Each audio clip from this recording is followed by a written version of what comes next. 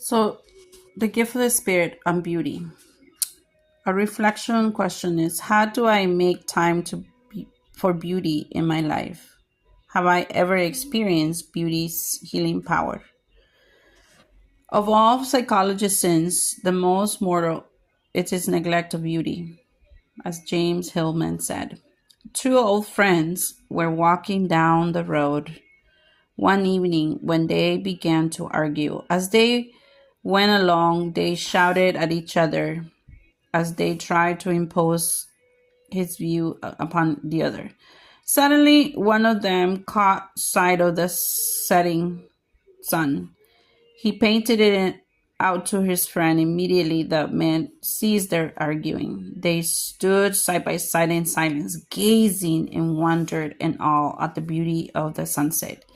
When the sun had slipped beneath the horizon, the two friends started on their way again, only now, having forgotten what they had been arguing about, they walked together cheerfully and at peace with one another. This story reminds us that beauty has the power to heal. Unfortunately, this healing power is not always recognized in our technological society. This fact is reflected even in the curricula of many of our schools. If educational budgets are cut, what goes first? Not science, not math, not even sports. No, the arts go first. Such thinking implies that the arts are dispensable.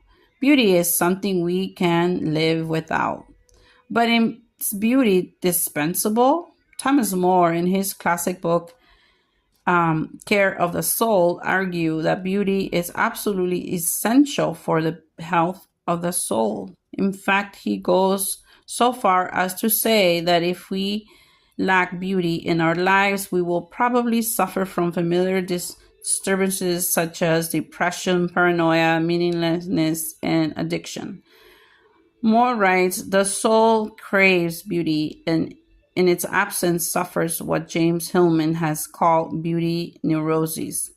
The psychologist Carl Jung also believed in the power of beauty. Once suggested to a colleague, why not go out into the forest for a time? Literally, sometimes a tree tells you more than you can read in books. Christianity, at its best, has always understood and appreciated the power of beauty to nourish the soul. Just look at the ancient cathedrals with their stained glass windows